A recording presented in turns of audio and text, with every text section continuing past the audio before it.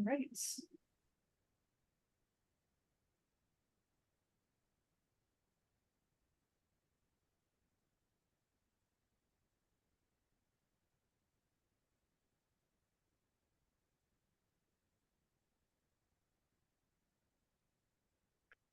Well, it's now 11:30, and that means it's time for Brainstorming the Human Connection, brought to you by the South Dakota Humanities Council. My name is Lawrence Diggs. I'll be your host and chief inquisitor today. And we will be talking today about a subject that is a thread through American history and American culture. And that is one about race. And we have a bit of a different twist on it today because we're going to be talking to the author, Garrett Bucks, who wrote the book, The Right Kind of White. And that's a challenging subject. And he has a challenging history that brought him to that challenging subject. And so we're going to have an opportunity to wrestle with some central issues. I don't know if many of you have a chance to have this kind of conversation, but this is your chance. And a lot of times people get in, they hear a subject, but they don't really wrestle with it, partly because often we don't have the language to do it. And when I say language, it's not only we don't have the words to express what we really think and feel, but we also don't have the syntax. By syntax, I mean the way you form a sentence or how you get a complex idea out to people and have some sense that they get you. The tough subjects are usually ones that have that kind of impediment or bump in the road. It's like people want to talk about something, they feel it deeply, but they don't really know how to express themselves. Well, this is your opportunity to have a chance to wrestle with it in a safe place. And we hope everybody will give people the grace of having a safe space, because it is a tough subject to talk about. It really is. And we're kidding ourselves if we try to pretend like, well, it's easy, everybody can do it. No, everybody can't. That's why everybody doesn't. And so let's have a chance to, at least, you're not going to come away with a PhD in this thing, or even a workshop certificate, but you'll have a chance to practice, which is probably more important than just hearing it or reading about it. It's just you have a chance to say, well, I felt this or I felt that. So this is our opportunity. And we have as our guest, Garrett Bucks, who's done a lot of thinking about this. And welcome, Garrett. Hey, thanks so much. Good. Well, I'm hoping everybody will be listening closely and forming questions and comments, and will be able to share anecdotes and challenges maybe that they have. And I think your book really is a good catalyst for this kind of conversation. So let me start off by asking you to give us a little bit of your background, and maybe in the process talk about, the book and how you came to write it. Yeah, well, really, really appreciate being here, and both looking forward to this conversation and looking forward to all the conversations that I'm going to be lucky to get to sit in on, listen in on, participate in on next week too at the book festival. But just an honor to be here. In terms of my background, I often tell folks that I have the central casting white do-gooder background. And by that, I mean, I was very, very lucky to be raised by some really terrific folks, Dan and Jane Bucks, both of them products of Spink County, South Dakota, and Doland. And that town in particular is pretty central to my folk story, and then the story of me and all my siblings, in that, mid-century Dolan, South Dakota, home, very famously in particular to Hubert Humphrey, but also to a whole lot of folks who, grew up in this tiny dot on the prairie, but who thought of thought very, very intentionally about their role and their place in trying to build a better world. That was a place that very much shaped my parents. And my parents had 6 kids. I was the 5th of 6. I grew up primarily in Montana, both Clancy, which is a pretty tiny town itself, and then Missoula, which is, kind of more cosmopolitan college town. And my parents really did instill in all 6 of us this idea that whatever we do in our lives, whatever our vocation was, that, part of being human was to try to make the world a better place, to care about social concern, to care about inequities, to care about who was being left out. And so all the messages I was getting from my parents, I think, were ones that I'm really, really grateful for and continuing to be. But over the course of my life, I interpreted that charge to go and make the world a better place in some very specific ways. And you heard me say earlier that I thought of myself as pretty central casting white do-gooder. And by that, I mean a few things.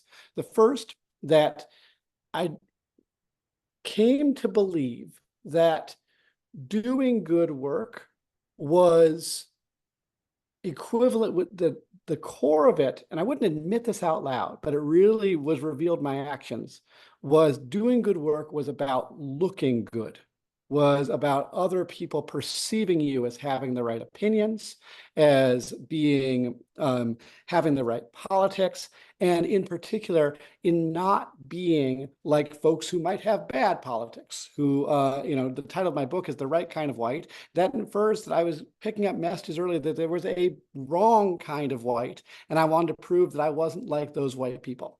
Second thing that was kind of pretty typical white do-gooder was that I thought that if I cared about making the world a better place, and if I was white and had a middle-class background, then that meant that my work was going to be in other people's communities, was going to be in majority Black and brown places. So I did a lot of the kind of things that you see a lot of white do-gooders do. I taught on the Navajo Reservation in New Mexico. I taught refugees in Chicago.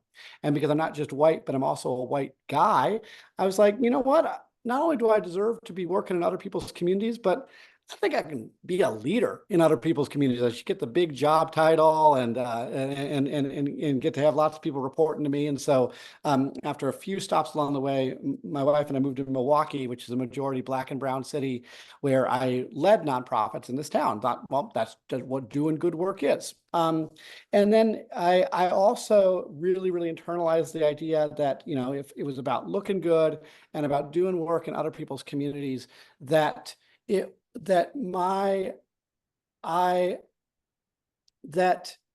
big part of what it meant to be a good white person was to tell off the other white people, to tell them what they were doing wrong. And as someone who in particular came into adulthood in the social media age, boy, did I have all sorts of opportunities to do that. I was the king of the vitriolic Facebook post for a long time. And so that's the book explores that journey, that development of how did I internalize those sort of messages, that was what life and politics was about, when it wasn't coming from my folks. I'm really, that they raised me better than that. And yet I still got caught up in the performance of looking good more than the act of being a part of a community and being accountable to communities in a lot of different ways. And so that's my background. The book explores both how I got there and perhaps how I tried to am in the process of trying to discover another way. Okay. One of the interesting things that come up in any kind of conversation about race is kind of the underlying question, or we can say fact, because we have scientific data to show it, that there really are no races. There's no school of science that accepts the concept of race because it's unsupportable by data and critical thinking. Okay, so that's out, but it is a very solid social poppycock that very people, a lot of people really buy into, to the point that, perception is reality for them. It doesn't matter that they can't do it. So when we say the right kind of white person, it really begs the question, what is a white person? Yeah. If Yeah. you can't answer that question, then what is our conversation really? So talk to us a little bit about when you say white, or when Mhm. you address other people who say white, what are y'all talking about? Yeah. I love Yeah. the way you started that, right, Lawrence? Because you started with the core paradox when we're talking about race, right? Which is that none of this is real, right? None of this is biological. None of this is scientific. Whiteness is a made up category, right? And not only is it a made up category, but the first thing that we're talking about when we're talking about white people is we're talking about a made up category that has changed over time. That the category of who gets to defined as white has not been set in stone, right? That there were times that my Irish American ancestors would not have been considered white, right? There have been times that lots of folks' Jewish ancestors or Italian ancestors would not have been considered white, right? But that in America in particular, which is really where we got this first concept of this racial classification of people being classified not by what country you're from, not that you're German or English, but there's this thing called being white. It was a category that was made up for one purpose and one purpose only, to say these are the people racially who get more rights than other people. And these are historically the people that don't have to deal being on the oppressive end of slavery. These are the people who don't have to be on the oppressive end of land theft. These are the people who, from the very beginning of American history, get the full rights of voting, in particular for men. And anyone who is considered white at any given point in time gets put on a little bit to a lot of a pedestal, right? And so it's a category completely made up only for the purpose of hierarchies, right? And when I say that people over time, new groups have been welcomed into or assimilated into whiteness, that's another way of saying that groups have been given the opportunity to been given more societal power than other groups, right? And so when I'm when I talk about white people, I talk about people who right now are perceived as being white by America, whose ethnic background, racial background, and phenotypes mean that when people see us, we look white, and more often than not, whose ancestors, perhaps one generation back, two generations back, for many people, for some people, 6 generations back, were the beneficiaries of being on the top of that hierarchy. And one of the things I'm really interested in the book, and I put in the introduction, is, an argument could be made that since this is all made up, don't focus on it at all. Why be interested in white people at all, Garrett? Why were you ever interested in trying to be different from other white people? Why are you interested now in being in conversation with other white people if it's all made up? And the argument I make is, yeah, it's all made up, but it's been made up for generations now in such a way that's embedded into our family trees, A. And B, it's something that those of us who are white have not figured out our relationship to, right? Should our relationship to that be guilt? Should our relationship to that be shame? Should our relationship to that be denial? How much should our relationship both to each other and across race be a relationship of reparations versus just a relationship of moving forward in brotherhood and sisterhood? We haven't figured any of that out yet. And if we haven't figured any of that out yet, and if I happen to be one of the people considered white, boy, that seems like an interesting thing to keep talking about. Yeah. Well, I think you bring up an interesting point, is like, okay, we recognize that there is a dichotomy or a contradiction in, let's say, mutually verifiable facts and our own illusions, which don't correspond with anybody, with anything that we can verify. But we do have it, we have it ingrained in such a way, and we have all of the support systems around us, because it's even hard to have a conversation about there's no such thing as race without using the concepts and using the words. So it's one of those kind of balls of string that it's like, well, where do you pull the string and how do you unwind yourself out of it? And especially when the hard work is actually getting to know people one on one. Mm. It's like when it's no longer a conversation and just having, like a lot of interesting, sound educated conversation with lots of fancy words, and you just say, hey, like, just go hang out with people. Just invite them to your house and your church and your school or your carving club or whatever you do. Invite those people there and do things with them. And it's as simple as that. And then when you guys get together, your kids get to know each other and eventually they marry. And then pretty soon, because I've been in cultures where that's actually happened, where people like forgot about it. I remember this one case. I was doing some research on the diaspora of Japanese in south of the American border, and I went to this one town. I said, "Oh, do you have any Japanese people in this town?" Because I was told that there were, and a couple of people. It was like in a bar restaurant kind of place, but they weren't quite open. So I was talking to the staff and asking them, and they were looking at each other and say, "Well, I think Sanchez." He's Mexican, is he? Is he Mexican? Or is he Japanese? And they really didn't know. They were trying to figure out. But over time, they have forgotten.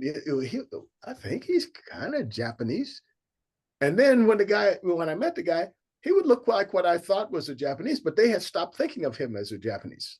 So I think, but the thing is, he was integrated into the town. He was doing stuff. He didn't have some special job.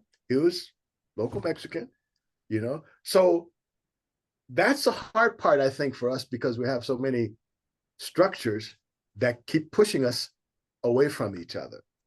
So let's get to the like, well, how do we get to that place? What is the right kind of white? What would the right kind of white person do or be? Ooh. Well, that's without giving away the book. No. I'm going to reveal actually the core rope-a-dope of the book, that it was actually that obsession on my part on trying to be the right kind of white that was preventative of me doing exactly what you just said, Lawrence, which was if my core racial preoccupation, and I think, I wrote a memoir not because I thought I was special, but because I think I'm not that special. And I don't think I'm the only person, the only white person who's dealing with feelings of guilt and shame or what have you, by having this core preoccupation. If my core preoccupation was thinking that there is a definitive, objective, right kind of white, that if I have the right politics, and if I have enough Black friends, and if I am not associated with bad white people, that may be a political judgment, that may be a geographic judgment, that may be a class judgment, that I could be a perfect beyond the pale angelic version of white person. And in doing so, that I could cleanse myself of everything in my history, in everything of the history of this country that I didn't like. That was a myth that I couldn't find, right? And that by doing so, that by having that preoccupation, by caring about how was I looking? How was I coming off to other people?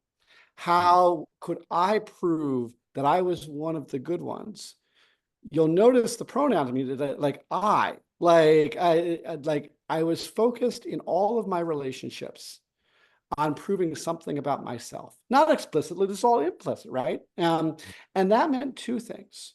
That meant that I was driving a wedge both intraracially and interracially, because intraracially with other white people, I was playing a game of competition. I was showing, you've read this book. Well, I've read this book. You say you're colorblind. Well, I know we're not supposed to say that anymore. I'll tell you off, right? You voted for Trump. Well, I didn't vote for Trump, so I must be better than you. You know, any of these things, and which is a doctrine of separation, which is a doctrine of trying to say I can prove that I'm not like you, which is not a curious way of being in relationship to other people, is not an empathetic way of being in relationship with other people, is not one that's actually interested in relationships at its core, which meant that I was running away from a lot of the relationships that I had raised me, that I had come from, the communities that had made me who I was. Simultaneous to that, you think, well, that's okay, Garrett, because you're now this great anti-racist ally. You're living in a diverse city. You're working in a diverse workplace. You have lots of Black and brown friends now. And while in some cases that was true, I was also tokenizing those relationships too, because, you know, again, not explicitly, but in the back of my mind, implicitly, in every relationship I was building across lines of racial difference, there was part of me that was like, well, pretty Yeah, cool of me to have this friendship. It's pretty yeah, cool of me that I'm a white boss working in a diverse workplace instead of just a white workplace, which meant that I wasn't actually fully focused on those relationships either. I wasn't fully curious to them. I wasn't fully empathetic to them, because there was at least a little tinge in the back of my brain that was focused on what those relationships said about me. And so the quest to become a right kind of, you know, is kind of, it took me a long time to get to this place, but like all great epiphanies we have in our lives, it's wildly simple and it should have been right there in the time. The reason why I wasn't doing a great job of building community, building relationships, and therefore, you know, actually caring about the things that I said I cared about, is because I wasn't focused on other people. I wasn't curious about other people's stories, as you alluded to. I wasn't interested in how they were making sense of this wild time we were living in. I was too busy focused on trying to prove who I was, and trying to go on this hero's journey of whiteness. well, you know, that said, I think that's a very easy trap to get into. You know, it's like even if you start off with the best of intentions, you know, and even once you know it, it's really can be an interesting mind trap when you're doing those things, because it requires to be different. It's like inertia. It requires some energy and some effort to like say, okay, well, what is it? We don't have a lot of people who like can say, hey, try this method, okay, Mhm. to escape, I call cultural imprisonment. You know, what is a way to do that? So, and if you say to people, and I have, so I have some experience in this, when they say, well, you know, like, well, I have this thing. Okay, here's what, you know, how do I meet Black people or Native people? How do I, you know, how do I even go about it? So I just say, okay, look, you know, a lot of times you have an opportunity to practice in your church just by practicing with new people who come to your church. They look just like you, they think just like you, but you've never seen them before. They come into Mhm. your church, and I've watched people say, how come they came here? You know, it's like, Mhm. and those people are just, so if you can't manage that, then you're not ready to do the other thing yet. You know, Mhm. so it's like you can start practicing there, and then you know, like, and then the same thing you do with them, you meet somebody in the supermarket and you have a conversation, or go to some place where there are just people hanging out when your mutual interests, and then introduce yourself. A lot of people don't know how to do that. uh, and then you start to carry on. But even with that effort, it can be a real tricky thing to do, to get out of that vortex that you're talking about of thinking, oh, I'm really special. Look at me, you know, look at me Heck yeah. go. Yeah, it's kind of like the first when you ride a bicycle. Hey, I'm really cool now. You know, look at me ride. So I want to open it up to our esteemed guests here, because I'm sure that other people have had experiences, or they have like some questions about how to be the right kind of white. So I'm opening it up to anybody who wants to jump into this conversation. Questions, comments, anecdotes. Anybody? Tara? I just wanted to say thank you for even bringing it to light, and to question that within yourself and to talk about it and be open and honest about it, because it is, mind opening to how we interact with one another and the conversations we have. And I love that word that you use about getting curious about people, because even with Lawrence saying that some people just have that fear of, asking that first question to make that step to get to know one another on a deeper or different level and find those connections like we are today, the brainstorming the human connection. And I just love that, and that we can have these conversations and be here. And I wish, that there were more people here to explore that and talk about that and get deeper in that with the conversation piece, not just reading a book and saying, oh, hey, yeah, that guy,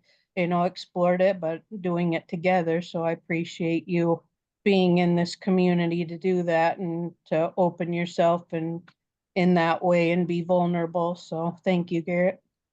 Well, thank you, Tara. Yeah. Anybody else? Yeah, go ahead. Hey, it's good to see you all. Garrett, I kind of wish your book was one chapter, maybe longer, because, and I'm a little bit older than you are. What I found really fascinating is the way that you you kind of investigated, interrogated your own kind of unconscious motivations, as to what you've talked about today. But what you didn't get to, and what I think is the interesting challenge for anyone who's done either anti-racism work or just kind of interrogating whiteness, is that once you remove your own, or once you progress down your own journey towards self-awareness, that still leaves us in, even if race is a construct, our cultural construct is everywhere, right? And we being aware and wanting to do work, we still have to either engage or not engage. And since it's not incumbent on cats like Lawrence to do all the work, although he's the only Black person on this call, that it's not his job to do the work to educate white people, right? And so it's like, is it do you have the hubris to do it? Do you have the obligation to do it? Or if you step back from that and say, I'm too tarnished with my own vanity, how do I go about doing it? But the work you've put in to educate yourself, to learn, to experience, and at some level, are you wasting it by not engaging?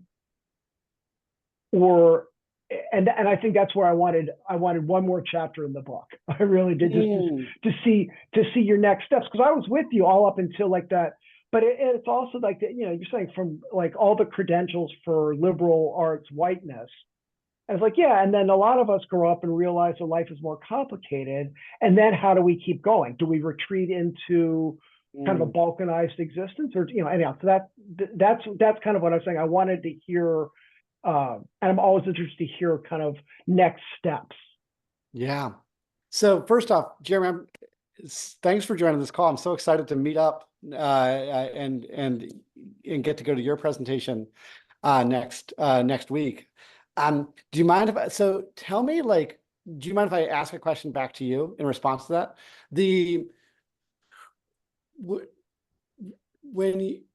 I'm not surprised, first off, by that point, that and you're not the first person to tell me that, there was one other step I was craving, right? And in the book, when you think about that question, I think you kind of posed it right there as a question of to engage or not to engage, right? Like after you've done this analysis, you're not doing it for the wrong reasons. You're not you're doing all the mistakes that I go through in the book. Tell me about what you mean by that choice point, or what you were, when you were hoping that there'd be a next step to wrestle with, what were you imagining that would look like?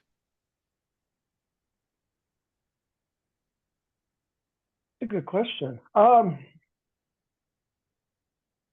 mean, I guess a little bit more of where do we go from here? I mean, I think, and I think it's like, although I also think I carry, if not lightly at this point, and understand like a fairly fatalistic understanding. So it's like, I understand how blemished and tarnished I am by having grown up pushing almost 60 years in a white supremacist culture and a male superior, so feeling those things and not getting caught up in self-loathing and not getting caught up in self-flagellation and not getting caught up in apologizing constantly. But it also requires a lot of work. It requires having been called out. It requires doing a lot of constant engagement.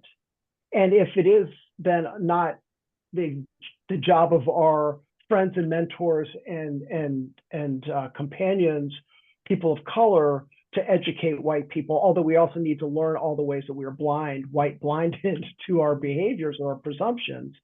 So then it's like, how do we start the conversations? How do we engage?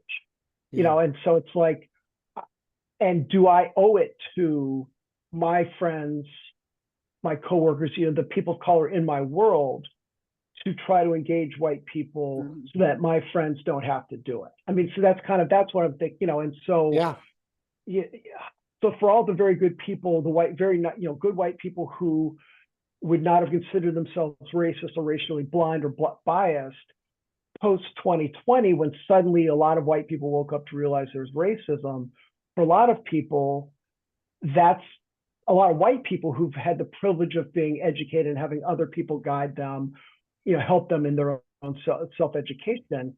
That's where it's like, okay, I've been trying to have these conversations for a long time. You've always said, a lot of white people have refused to engage because our whiteness is a very comforting delusion. So then after 2020, people were suddenly shocked. And, I think as you and Lawrence were saying at the very beginning, so then how do we engage to people who haven't been willing to acknowledge that racism was real in the first place without becoming pedantic, without hectoring? And that's my, it's my question, and it's my curiosity, right? Because I think it's, just an example, I was at the gym 2 days ago listening to two white guys going on loud, about, and presuming, because it was an all white space, that we were all going to be in agreement that, if Kamala Harris wins, we white men are going to be locked up.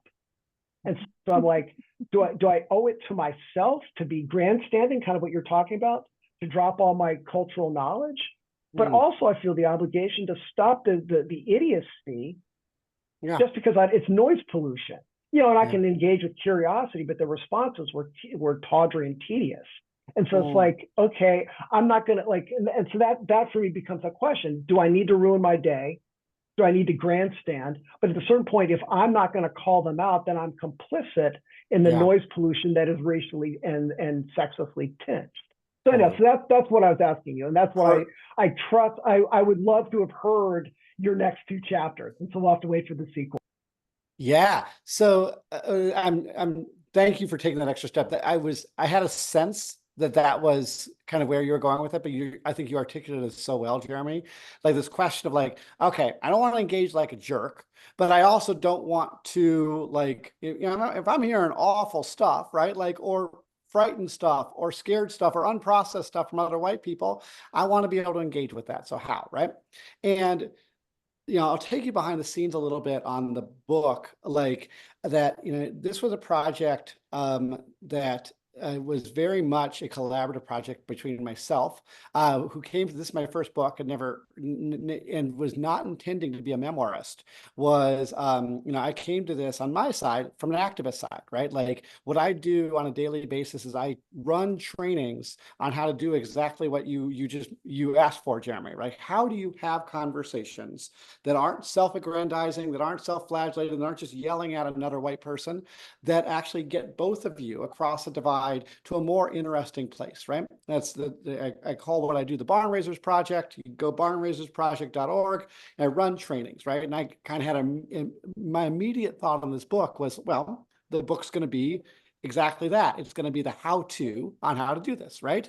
And the editor I ended up being very lucky to get paired up with, Yadani Israel at Simon & Schuster, is, he comes not from a world of politics, but from a world of letters, right? Like he's an editor, but a professor, a Black man who thinks in particular about how race shows up on the page, either deliberately or accidentally by its authors, right? And he really pushed me in saying, Garrett, that how-to book, sure, like, I understand why you want to write it, but I think the kind of book that's not out there first is the book that goes through like everything you had to wrestle with before you could have these other kind of conversations with other white people, because that's what I don't see in terms of, there's lots of books now, especially after 2020, saying white people do this, white people do that, but there's not one actually wrestling with, Lawrence, some of the questions you asked me, like, when you say you're white, what even is that? How did you learn what white is and things like that? So he really pushed me towards, let's not do the how-to book, right? But we knew that we'd have this tension at the end, right? Where I would bring you up to the point, actually the book finishes with me founding Barnraisers, with having the elation of some of those first meetings of having different conversations with other white people. But then, and it has a hint at a different conversation I have when I then return to Doland, South Dakota. But then there isn't that satisfaction of saying, and here's what you can do, right? And we wrestled with that a lot, right? Like, should we put a little bit of that in, right? Even though we want the book that does the other side. And we're actually actively still wrestling with this. So the good news is that I don't think you're going to fully have to wait for a sequel, because I think we're going to give a little bit of that in an afterword. That's going to be in the paperback edition, because we recognize and understand like why that craving would be there. But what's interesting, I'll say this, and this will give away the future afterword that I haven't written yet. And it also gives away a little bit of these Barnraisers trainings I run. The crazy thing about them is the actual mechanics of how I teach people how to have better conversations about race aren't actually that difficult.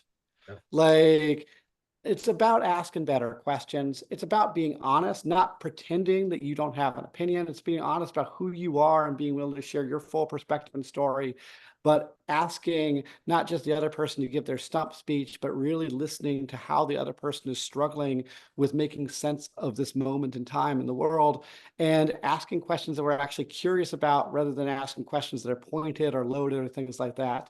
And I find in my trainings that it's not actually hard for people to come up with like the conversation mechanics. It's not hard for people to brainstorm curious questions.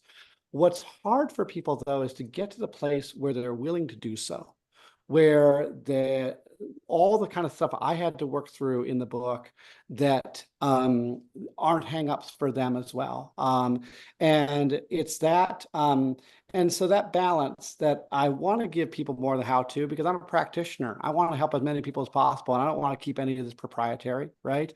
But I also know if you just skip towards reading the questions you ask, be like, well, that's simple, and you're not going to do them. A lot of folks, because it's that balance of what do you need to work through yourself before you're ready to focus on your relationship with other people.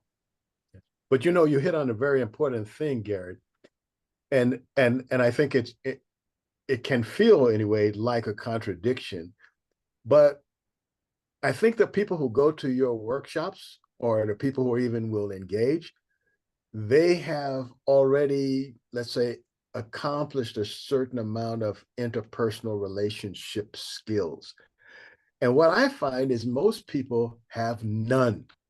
It's kind of like going to a junior high school party, and there's the girls on one side and there's the boys on one side. They want to dance, but the boys are afraid that they will be rejected by the girls, and the girls are thinking, well, I will look really sort of too forward if I go and ask a boy. And so they both stand on each side of the gym. At the end, they go home and say, this was a terrible party. Nobody, there was nothing happened. You say, well, did you ask anybody to dance? No, but That's why it was a bad party. And all it takes is 3 or 4 people to say, hey, let's dance. And then now it's a good party. So I think that, like one of the things an experience that kind of pointed me in this direction, long time ago in another life, I had a radio show, and it was one of these kind of like a 2020 investigative reporter. Okay. So I decided to conduct my own experiment, and I got our station. We were the kind of like the bankers and stockbrokers station. Okay. So we had all of the conservative guys at this station. So I said, well, what would happen if we got the head of the Chamber of Commerce, who talks to all of the big business people all the time, to go and spend a week in an inner city ghetto? Mm. Right. And then I would spend a week at his house in Hillsborough, which is like, like he was an international combined the business attorney. All right. So you can imagine this guy wasn't living in a hut on the side of the river. Yeah. By the way, good trade for you on that one. I'd be like, but here's the thing that I discovered. His life wasn't that much different than inner city people. He just had a better facade. Yeah.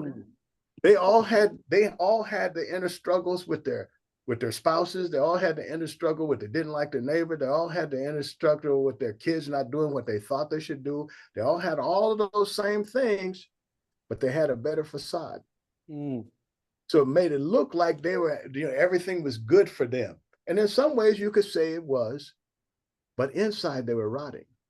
The guy in the ghetto, he has to go get his heroin or drugs or things to help, chemicals to help him cope. He had to go get his from, let's say, a less than reputable source. The guy who is rich, he gets his from the doctor. And his wife does too. And they're all strung out on drugs too.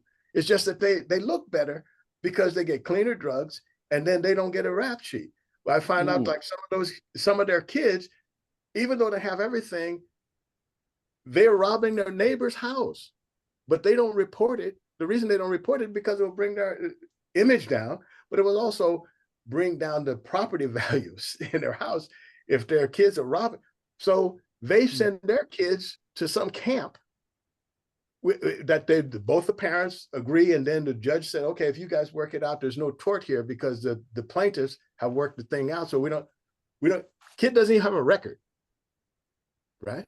So I saw that happen, and I realized, oh, these people have a lot more in common with us than we think. Mm. And that they know, and then they know.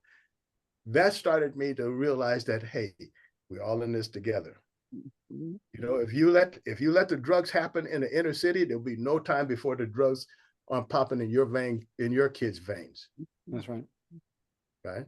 So we all, we all have a buy-in to this, but it's the idea that we think we're different. So your story is not my story, but it is. Yeah. So I think that revelation can go a long way. And the only way we do that is actually spending time with each other. Mm-hmm. So, I just have a comment. Oops, go ahead. No, go ahead, Prudence. That's Okay, thanks.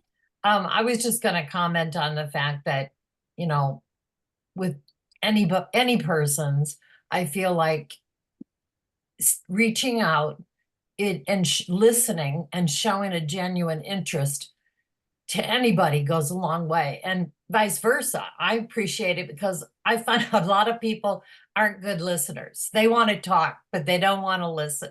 And it's a skill that I think more of us should have. And I don't know why we've lost that if we've just become more self-centered. But, I found I had to move around a lot in my life to different places, and people aren't going to come to you and say, oh, I really want to meet you. And you have to reach out to them and try and make some friends. And it doesn't. It's so annoying, isn't it? If they only knew what they were missing. I want to meet you, Garrett, because you're an SDHC alum like me. So we have something in common. But, that's just, I think, a starting point for any relationship that you're talking about.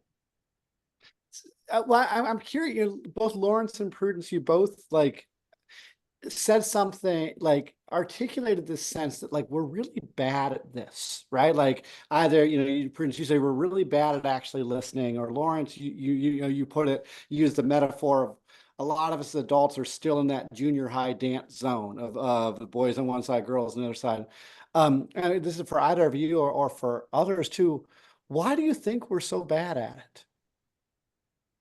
I would say I think, go ahead, Janet. I'm more interested in what you have to say. oh, come on, Lawrence. So, I'm just joking. So I think that I think you're particularly bad about it. We're particularly bad about it in terms of whiteness. From the areas that we grew up. I mean, we have to look back at our own childhoods. We have to look back at what sort of implicit things we're carrying around with us because of the culture we grew up in.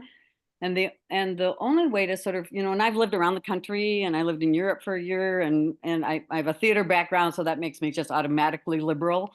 And so that there's this whole and I ran a national organization that started in 2010 to develop a cultural equity philosophy.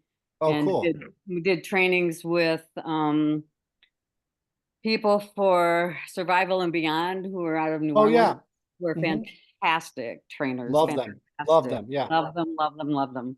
And it was a grueling, for the first 3 years, a grueling internal work with the board, with the staff, with the talking about, we were actually focused on trying to have more equity in arts philanthropy.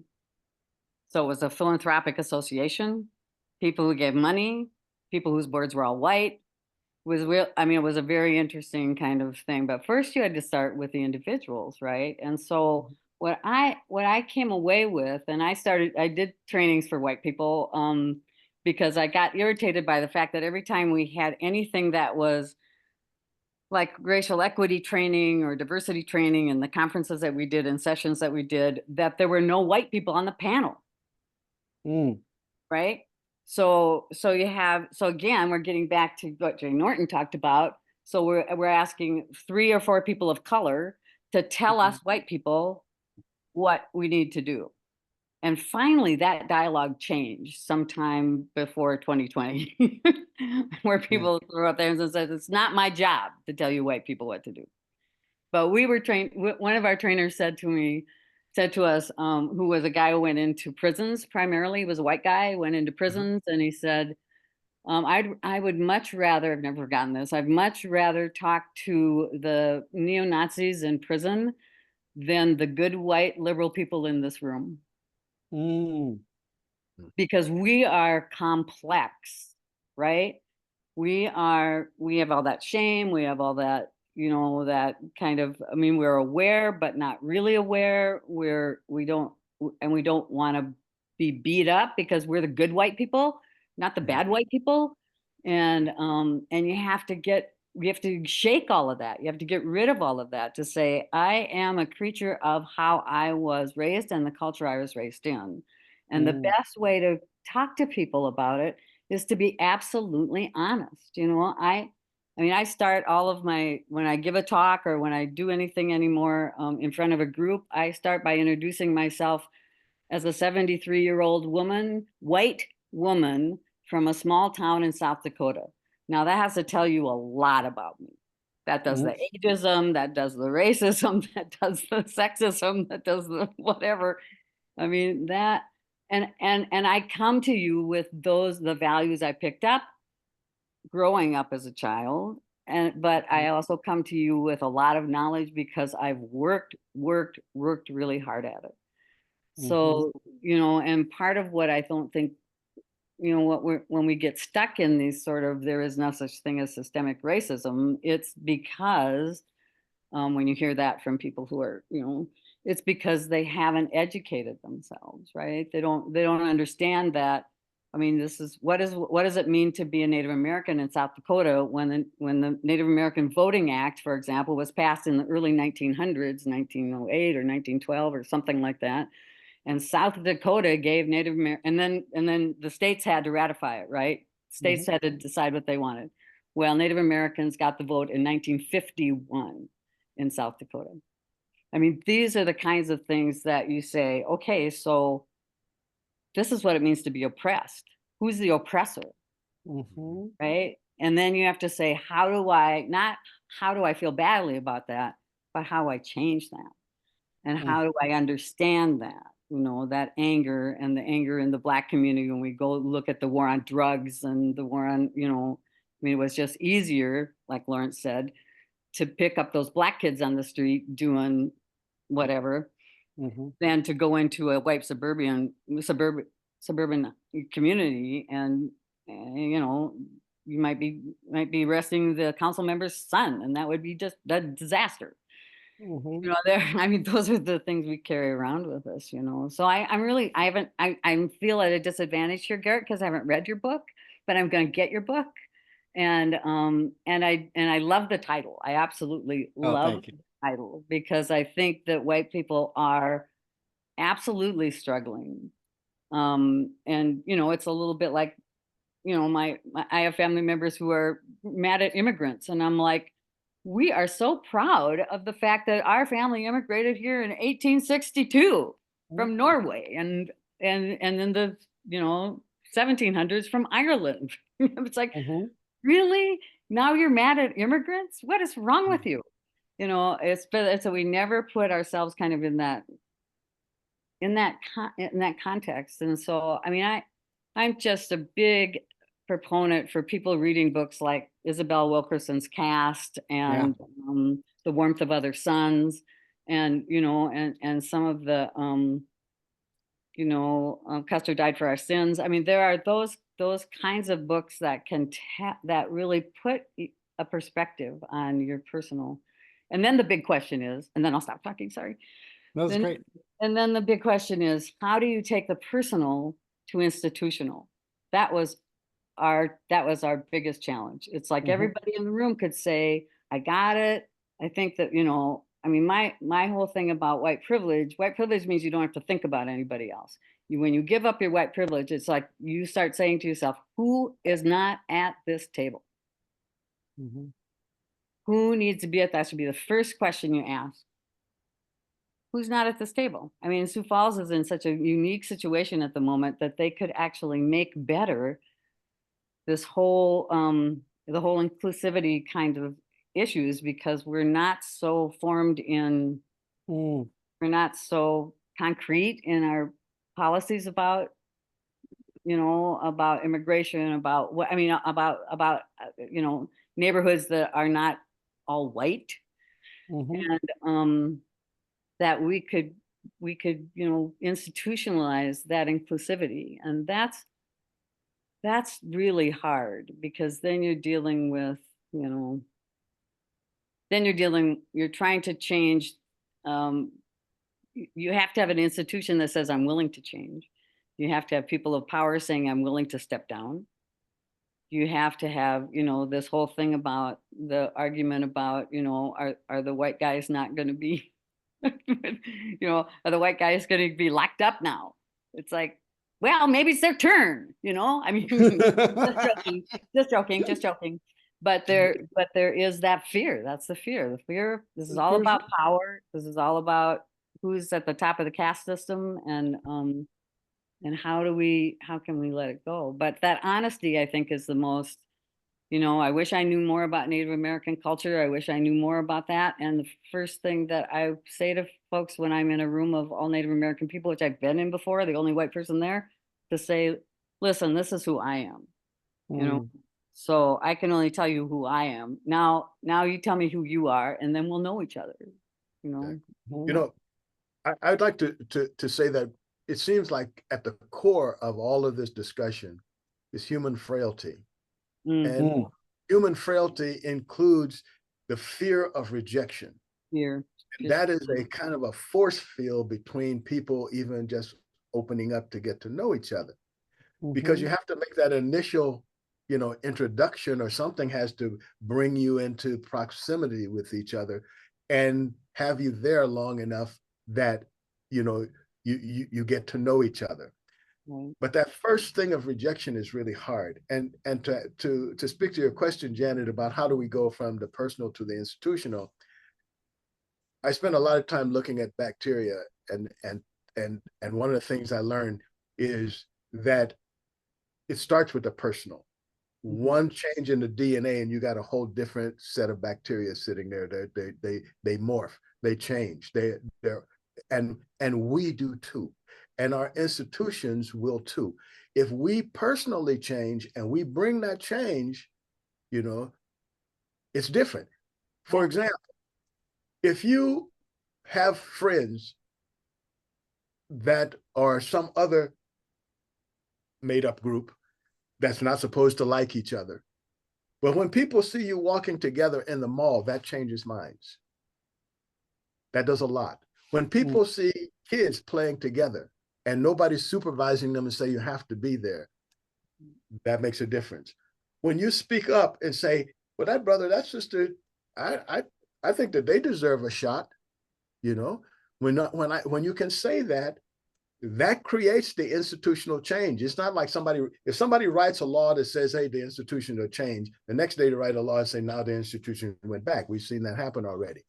When it happens at the grassroots and granular level, that's harder to change, right? When people start including those people so that it's kind of like the gay thing, when you realize that, hey, that gay person, that's my cousin and I love them. You can't treat them that way, right? That when you have that kind of granular thing happen, then your institutional change is already happening because of that, because we make up the institution. Right? We do that.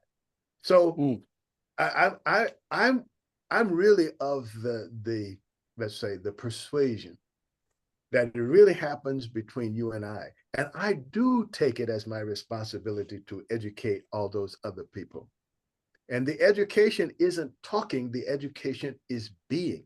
The education is coming and living in Roslyn, South Dakota, right? Because I get to know them, they get to know me. I've been a pallbearer at people's parents' funeral here in Roslyn. That is not a DEI position, right? Something else happened there, right? I've been asked to talk to the graduating classes of numerous high schools, right? What I'm saying is we become the institutional change. And if people don't have a chance, people like me, if we don't give people a chance to know us, then who will? So I do think it is part of my responsibility. It's not only my responsibility, but it is part of my responsibility to reach out to you. And to reach out to not just white people, all people. You know, And I think too that question of who's not at this table, that I felt a pushback from white people about even saying we need somebody of color on this board. That is not a racist statement. No. That is an awareness statement, right? That's right. So we have to talk openly about that. I mean, we have to say who's at the decision-making table, and do they represent the community in which we live? Do they represent the world in which we live? Do we, I mean, that's so. But you brought it up though, Janet. You brought it up, and it's that if you bring it up and then you bring it up again and again and again, and people get to know, if you're going to do this, Janet is going to be on your case. Yeah, that's right. That's right. you got to be ready to deal with Janet. Once that gets, and you also empower other people who are thinking that, but didn't have the courage to act on it. But now they realize that they're not alone. Nobody likes to be the first one to say they saw the spaceship land. You know what I mean? Right. They want to be able to feel like they got some support. If you speak up, you have that support. Yeah. You give that support. And Garrett, I'm sure that's what, during your journey, that's what you came to realize. I'm looking forward to reading your book. Oh, thank you. Yeah. And I'm this has been so fun listening to this back and forth here. It just resonates so deeply for me that, and Janet, as you were talking, and this will be the last thing I say as we wrap up, you know, as you're talking about Sioux Falls, right? I think that's a really, really wonderful metaphor, actually, I think, for how I think about America more broadly right now, which is the question of America is, can this be the place that we actually do it? That we build the first equitable, pluralistic, multicultural democracy, even with the sins of our past, that we make right the sins of our past and build a country where all of us belong, and that doesn't penalize any of us, but takes care of all of us. We haven't figured out how to do that in America. No place has actually figured out how to do that. And there is fear in that not knowing, right? There is fear for those of us who've been put on the top of racial hierarchies. There is reason to be skeptical for people who've been pushed to the bottom of racial hierarchies. There is a deep unknowing of who we could even be to each other. And that's scary. That fear is scary. But as you were talking about Sioux Falls, I was just thinking like, oh yeah, Sioux Falls is a city that's growing rapidly, and is growing, as it grows rapidly, is the most diverse it's ever been, and is only going to become more and more diverse. And the opportunity of that, right? That the story of that place, and therefore the story of all American places, is not yet set in stone.